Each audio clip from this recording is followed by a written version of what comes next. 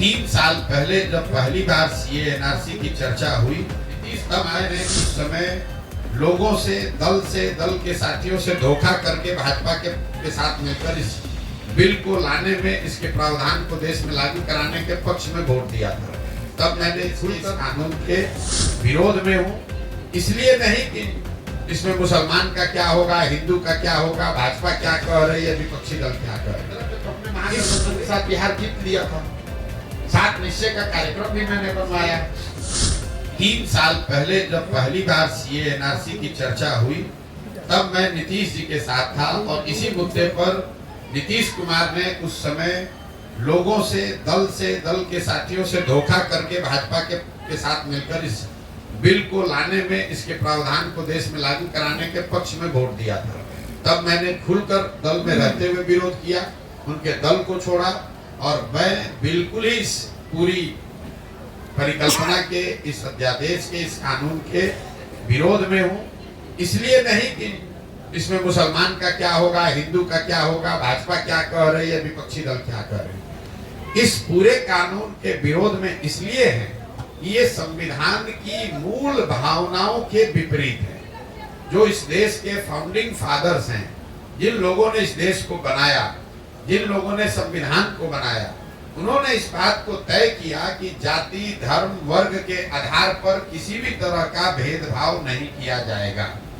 तो जैसे ही आप नागरिकता को धर्म से जोड़ेंगे, चाहे आपकी मंशा ठीक हो या खराब हो, अलग विवाद का मामला है, बहस का मुद्दा है, लेकिन आप संविधान की या इस देश को बनाने वालों की जो मूल भावना है, उसका अनादर कर रहे हैं।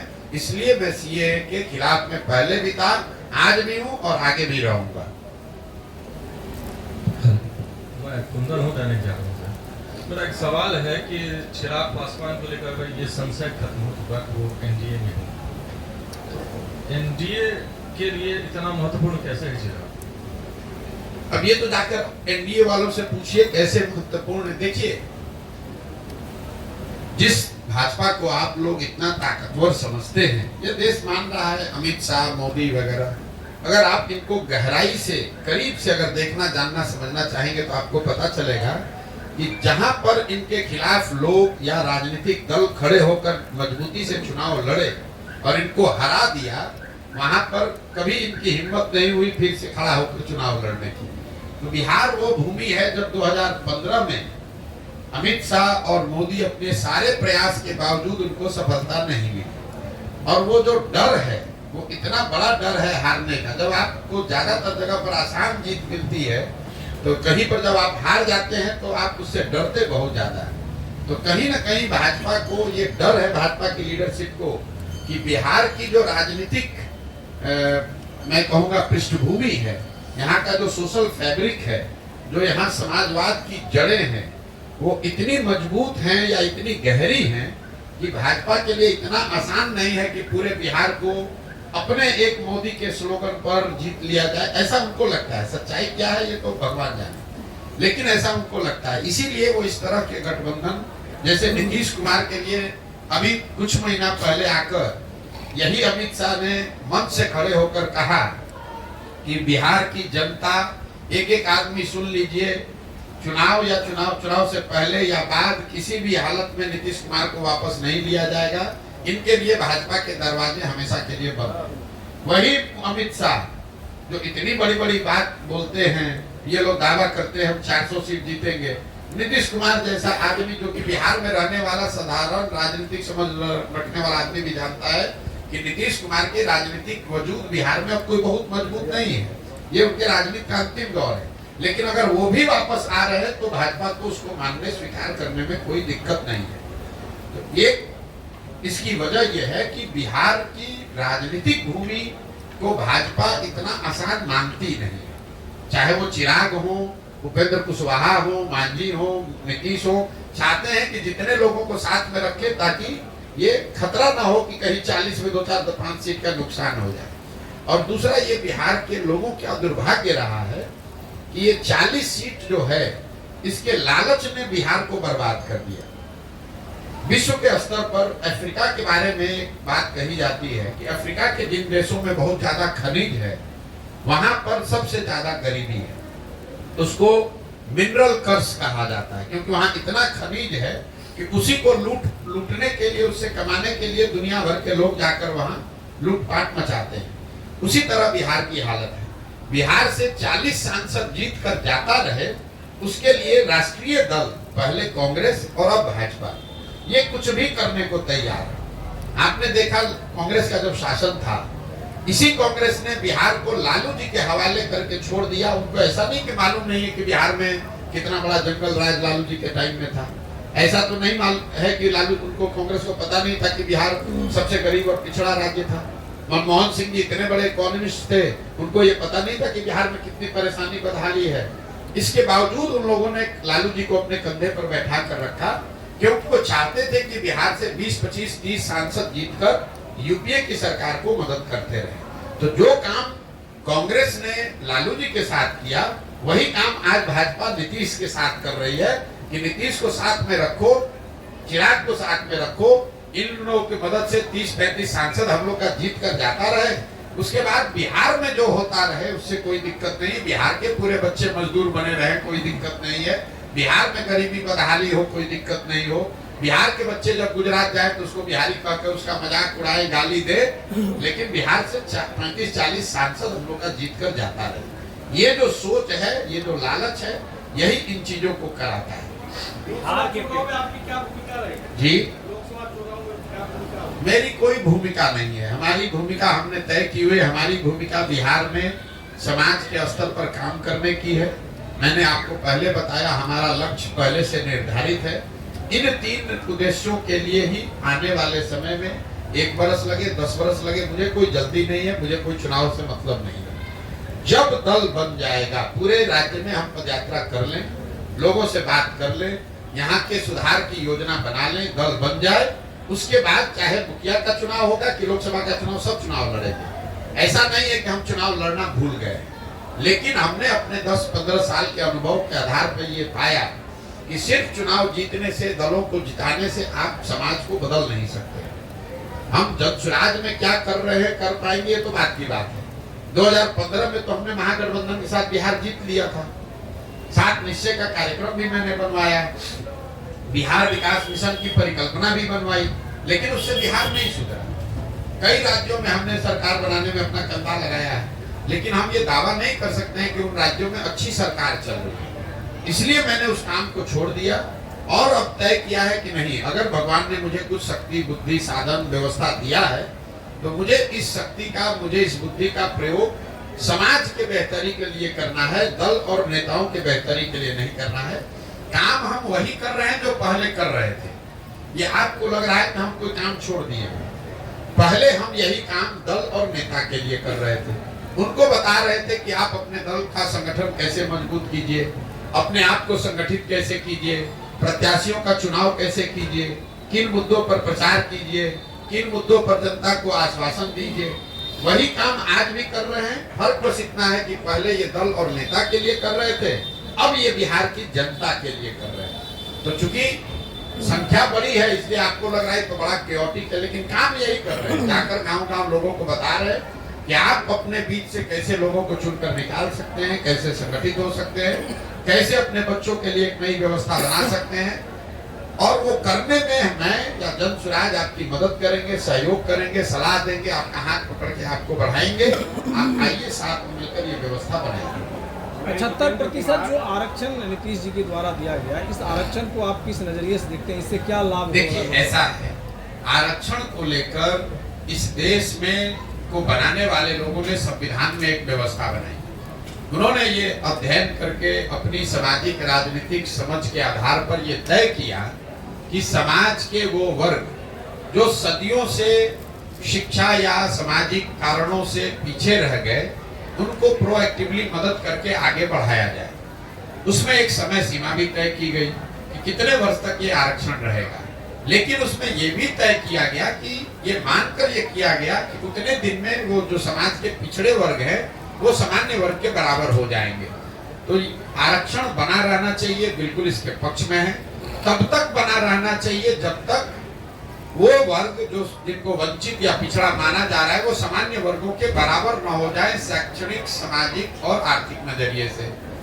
तीसरा आपने कहा कि जो आरक्षण बढ़ाया घटाया, ये तो लालू नीतीश जैसे जो नेता हैं आरक्षण का विशुद्ध प्रयोग अपने राजनीतिक हित के लिए करते हैं। मैं आपको एक आंकड़ा दे देता हूं, बिहार में टोटल लोग जो सरकारी नौकरी में हैं, चपरासी से लेकर मुख्य सचिव तक, कॉन्ट्रेक्चुअल एम्प्लॉय भी अगर जोड़ दीजिएगा तो टोटल 1.57% लोग ही सरकारी नौकरियों में हैं।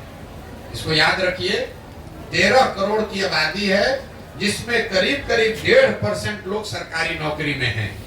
अब आप आरक्षण 1.5% में चाहे 65 कर दीजिए या 80 कर दीजिए या 100 में 100 कर दीजिए, मान लीजिए कि आपने 100 में 100% भी रिजर्व कर दिया, तो भी समाज का 98.5% आदमी को तो इसका कोई फायदा नहीं है। यही वजह है कि आप देख रहे हैं कि सरकारी नौकरियों में आरक्षण के प्रावधान के बावजूद जो अभी जातीय जनगणना हुआ उसमें क्या निकल के आया कि जो जातियां, जो समाज आज से 30 साल पहले सबसे पीछे थे, आज भी वो वहीं के वहीं खड़े हैं। उनका सुधार सिर्फ नौकरियों में आरक्षण से नहीं होगा। जब तक आप उनके बच्चों को पढ़ने की व्यवस्था नहीं करेंगे, जब तक आप उनको खेती के लिए जमीन नहीं देंगे, जब तक आप उनको रोजी रोजगार के लिए पैसा पूंजी नहीं देंगे, तब तक सिर्फ सरकारी नौकरियों में आरक्षण को फेर बदल करके आप समाज के बड़े वर्ग को नारा उससे लगवा सकते हैं, उसका वोट ले सकते हैं, लेकिन उसका भला नहीं कर सकते। मैं हमेशा कहता हूं कि लालू जी ने सामाजिक न्याय के नाम पर जो काम किया है, गरीबों को, वंचितों को आवाज दिया, ऐसा उनका दावा है और इस बात के लिए लालू जी का सम्मान होना चाहिए। मैं रोज मंच से कहता हूं कि लालू जी का इस बात के लिए सम्मान होना चाहिए कि लालू जी के प्रयास से समाज के कई समाज वर्गों को आवाज मिली, सम्मान मिला, हिम्मत मिला, बल मिला। लेकिन लालू जी ने जिन वर्गों को बल दिया, आवाज दिया, उन वर्गों के बच्चों के शिक्षा की व्यवस्था नहीं की, उन वर्गों के लोगों को उन्होंने जमीन नहीं दिया, उन वर्गों के लोग बिजनेस व्यापार कर सके इसके लिए पैसा पूंजी नहीं दिया। ये क्यों नहीं किया? इसलिए कि इन समाज के लोग आवाज पाकर उनके पक्ष में आवाज लगाएं, डंडा लेकर खड़ा हो, उनका झंडा लेकर घूमे, लेकिन अपने बच्चों के लिए कभी कुछ न पा पाए।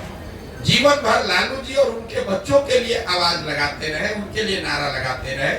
तो ये सामाजिक न्याय का एक पहलू है जिसको आपको हमको समझना है। जहां सामाजिक न्याय में सामाजिक स्वतंत्रता और जो बोल बताते हैं कि हमने आपको आवाज दे दिया, उस बात को काटने की जरूरत नहीं है। लेकिन लालू जी ने किसी वंचित समाज के गांव में, किसी महादलित परिवार के गांव में, पंचायत में स्कूल की व्यवस्था नहीं की। इस पूरे राज्य में लालू जी ने कभी भूमि सुधार की चर्चा नहीं की। इस पूरे राज्य में लालू जी ने कभी कोई ऐसी व्यवस्था नहीं की कि बैंकों से इन गरीब वंचित समाज के लोगों को सस्ते दर पर ऋण मिले ताकि वो रोजी रोजगार कर सके। इसके दो ही वजह हो सकते हैं, या तो लालू जी की इसकी समझ नहीं थी, या फिर लालू जी की राजनीतिक चातुर्यता इतनी है कि इन समाज को आवाज तो दो, लेकिन इनको पढ़ाई मत दो, इनको शिक्षा मत, इनको जमीन मत दो, इनको रोजगार मत दो, ताकि ये जीवन भर भीड़ बनकर मेरा और मेरे बच्चों का झंडा लेकर घूमते रहे, हम राजा बने रहे और ये सब हमारा जय जयकार करने वाली जनता बनी रहे। आगामी लोकसभा आपका समर्थन किसी प्रत्याशी को मिलेगा? किसी को नहीं, मेरा समर्थन किसी को नहीं है, मेरा विरोध किसी को नहीं है। ये जो मैं पूरा अभियान कर रहा हूँ, देखिए पूरे देश में कितनी पार्टियां और दल हैं जो चाहते हैं हम उनकी मदद करें, हम लोकसभा में उनके साथ जुड़ जाएं। हमने इस काम को 2021 में, आज नहीं, 2 मई 2021 को जब बंगाल तमिलनाडु का रिजल्ट आया, उस दिन हमने नेशनल टीवी पर बैठकर घोषणा की कि अब हमको जीवन में काम करना ही नहीं। लेकिन अब पत्रकार है या राजनीतिक टीका टिप्पणी करने वाले लोग, हमको तो ये विश्वास होता नहीं है। अब आपको विश्वास न हो तो उसके लिए हम कुछ कर नहीं सकते। जब हमने काम छोड़ा, छोड़ने के बाद 1 साल अपने जीवन का निकाला ये समझने के लिए कि हमको जीवन में आगे क्या करना है, और 2021 से लेकर 2022 तक सोचने समझने के बाद हमने तय किया कि अब अपने जीवन का मेरा अगला 10 साल 15 साल बिहार में सुधार के लिए हमको लगाना है। उसके लिए जो कुछ भी करना पड़े, अपना घर परिवार छोड़कर, आप देख रहे हैं कि देश में आज चुनाव हो रहा है, मेरे घर में कुछ हो रहा होगा, गर्मी हो, बरसात है, जाड़ा है, मैं पिछले 18 महीना से बिहार के गांव में ही रहता हूँ, इन्हीं कैंप्स में रहता हूँ, लोगों से मिलता हूँ, उनको समझाने का प्रयास करता हूँ। उसमें सफलता मिले न मिले वो बात का बात है, आप उससे सहमत हो सकते हैं, नहीं सहमत हो सकते हैं, लेकिन मैं ये काम पिछले 2 वर्ष से कर रहा हूँ, इस बात से कोई इनकार नहीं कर सकता है।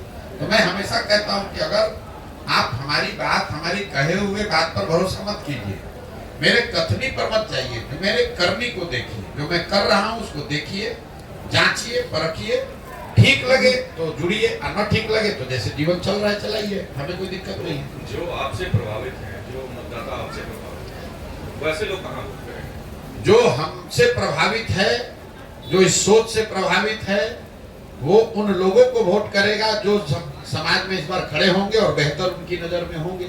अब आप ये कह सकते कोई बेहतर ना हो तो क्या करे भाई, उसके लिए नोटा का प्रोविजन है, जाके नोटा दबाओ।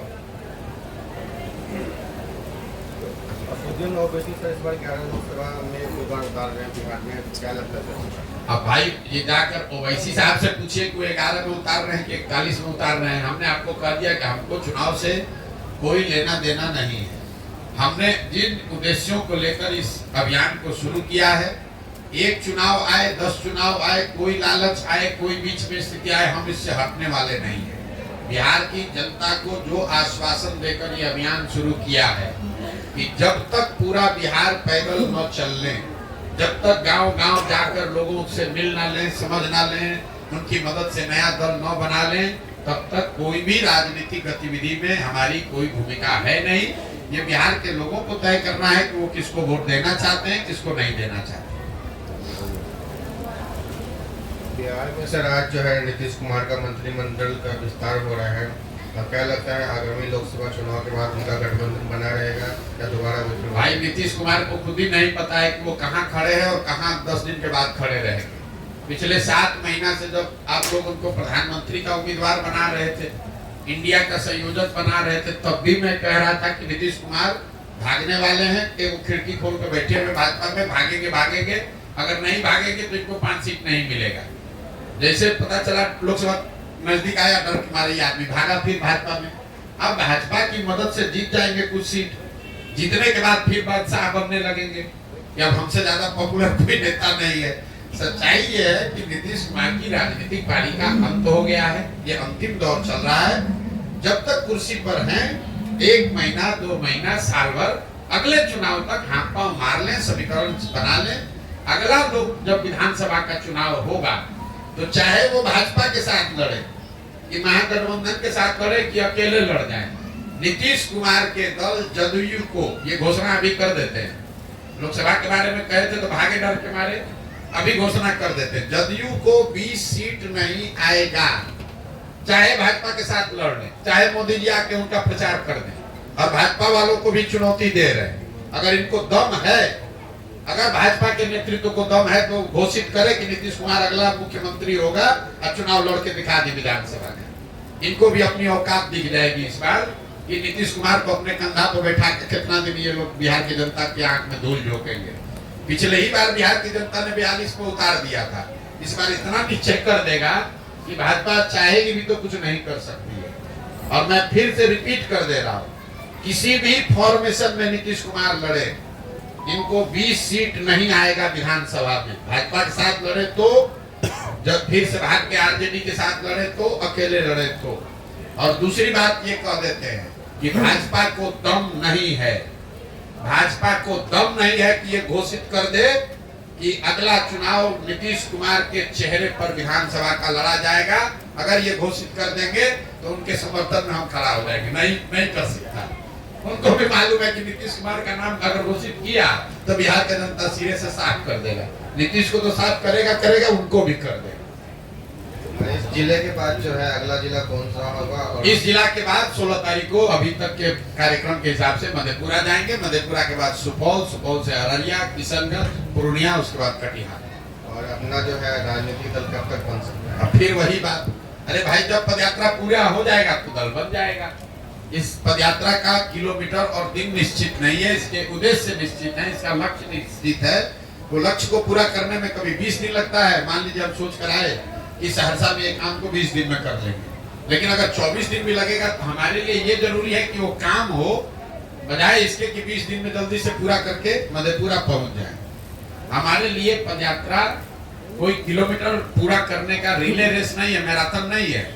नहीं तो हम देखिए कितने बड़े बेवकूफ है, 18 महीना से चल रहे हैं, अभी आधे बिहार चलता है। यहाँ का नेता लोग 1 महीना में पूरा बिहार का दौरा कर लेता है। राहुल जी 6 महीने में पूरा देश चल दिए। बीच में छुट्टी भी लेते हैं लोग, अमेरिका भी जाते हैं, घर भी जाते हैं। हम घर भी नहीं जाते हैं, कहीं छुट्टी भी नहीं लिए, फिर भी 18 महीने हो गए, अभी आधा बिहार ही कर पाए। इसलिए कि हमारा काम करने का तरीका दूसरा है, हम उनके जितना होशियार नहीं है। अभी तेजस्वी यादव आए, उन्होंने 7 दिन में पूरा बिहार कर दिया। उससे पहले आपने देखा नीतीश कुमार ने 1 महीने में पूरे बिहार का समाधान कर दिया। राहुल जी ने 6 महीने में पूरा देश सुधार दिया। तो भाई हमें उतनी क्षमता नहीं है, हम धीरे चलने वाले कछुआ है, हम धीरे धीरे ही चलेंगे। और हमको अभी पूरा बिहार करने में 1-1.5 साल और लग सकता है। हमको कोई घबराहट नहीं है, 2 बरस लगे, 4 बरस लगे, करना यही है, संकल्पित होकर आए हैं। जब तक बिहार को सुधारने के लिए ये व्यवस्था न बना ले तब तक पीछे हटने वाले नहीं है। दुनिया में कोई प्राथमिकता नहीं है, हमारे लिए एक ही प्राथमिकता है, आने वाले कुछ वर्षों में बिहार को सुधारने की व्यवस्था बनाई जाए। बहुत बहुत धन्यवाद। सर एक सवाल, युवाओं के